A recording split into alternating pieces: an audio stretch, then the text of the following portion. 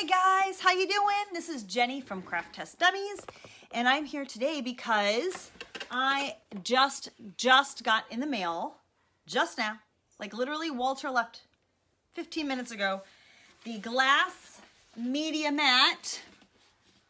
I'm vanning it for you from Holtz. So let's just start off by saying I already have a glass mat. I have a 12 by 12 glass mat. I have a non-stick rubber mat that I use on my desk. It's actually like a silicone. And then I also have a paper mat. So I already have three mats that I use on my desk. But I decided to invest in this one because it has a 12 by 14 measuring grid. And it also has the removable craft mat. So I thought I would try it out. All right, so this is the part of the review where I'm going to actually do a voiceover. This was a live Periscope and it lasted about a half an hour, so I'm going to condense it down for you. But this is my very first unboxing. As you can see, it's very shiny and very clean. It has a tempered glass surface. It feels very sturdy to the touch, if not a little shiny. As you can see, it's black with white markings. And what I'm showing you here is that there is a center point right in the middle of the grid, which is 14 inches square. They have marked it with this darker white line that gives you a center point. So if you're doing projects where you want it to be in the center, if you look at the markings on the top and the right hand side of the glass media mat, you're going to get that 0 point in the middle, right in the smack dab in the middle of your paper. If you want traditional sequential markings, those are still available on the left hand side and on the bottom. Now, if you're worried too, you can see that there are also centimeter markings in the same pattern all the way around it.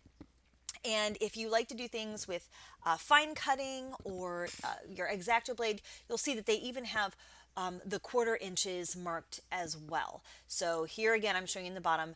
There's the 0 down here. So here we go. We can count up from the bottom left-hand side and then over to the right as well. So let's move on to the next thing. All right, so now let's take a look at what is on the far right-hand side of your mat. And this really, I mean, you could maybe flip it around if you're left-handed, but you know, use it the way you want to. But as you can see on what is my far right-hand side, you have got the white mixing palette. Now theoretically this is made for you so that you can custom mix colors. Those little grids that you see will help you mix your colors, and then what rests on top of that is actually this peel off non-stick mat. So this is a lot like the craft mat that Holtz makes, but it's bright white, again theoretically for color mixing. And it just kind of adheres with a slight, like a tacky, almost a little more aggressive than a cling. Okay, so the first thing I want to do to break it in is actually get out some Distress Oxide. And I'm going to do a little swatching on both the white side and the black side so that you can see the color visibility. So you're supposed to use the white side because it helps you see better, but actually on the black it almost showed up a little bit better. So I'm adding a little bit of mica sprays just to see if there's any difference in the glass versus the craft mat. And really, in testing them side by side, I didn't see any visible difference as to why you would want to use one over the other. And the next thing I wanted to do was actually just put some washi tape on these surfaces. A lot of times I will use my nonstick craft mat to kind of hold adhesive backed things until I'm ready to use them.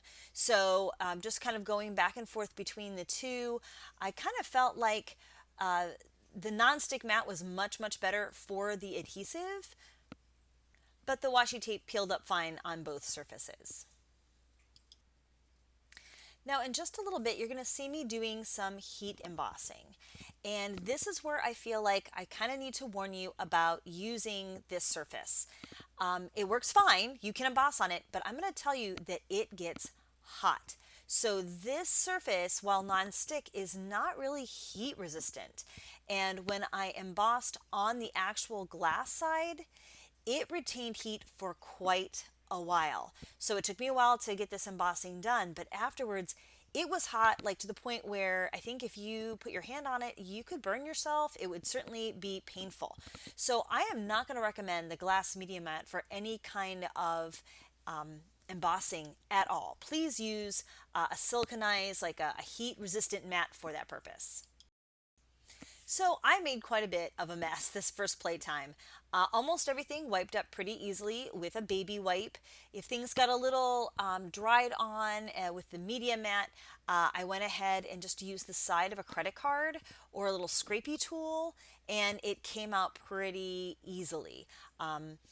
I think for me, what happens with this mat is that I get a little anal retentive, and all of a sudden, like normally I would not be so worried. I mean, the mat is there to protect the table.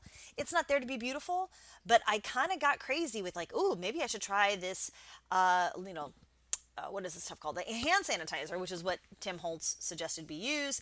But I got a little obsessive about cleaning my surface. So if you're kind of the person who's going to be driving yourself crazy, keeping your glass mat perfect, maybe you want to rethink that because the idea is not to spend 25 minutes, as I did here, trying to make it look pristine again.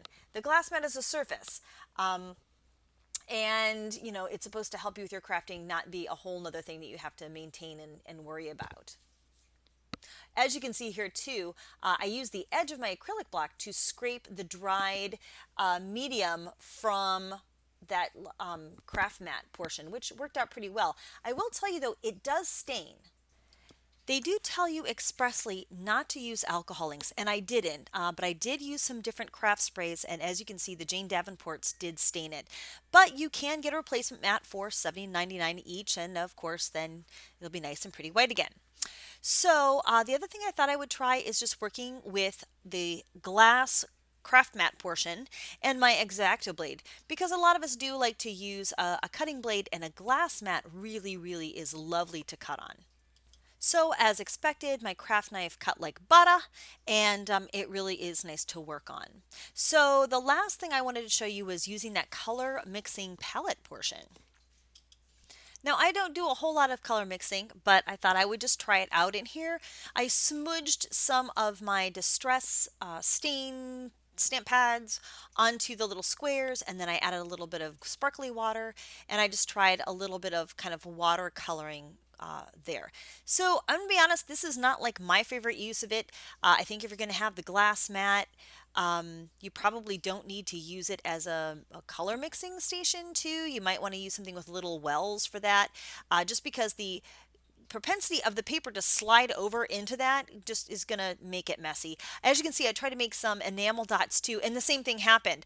I was so busy working on the mat that I forgot that they were there, and then I messed them up. But you can do that too, as long as you remember to let them dry thoroughly. Okay, so this last part, what I'm going to do is give you a little preview of a tutorial I'm working on and another review, and just talk about the pros and cons of the glass mat. So the things I like about it is that it's really sturdy and really smooth. So if you're working on, a direct-to-paper surface, or you're stamping on it, and I used it just as a rubber stamping mat. It is so smooth that I actually got really nice impressions with just rubber stamping on top of it. So it's sturdy and it's smooth. I feel like the glass is really sturdy and it's going to be durable.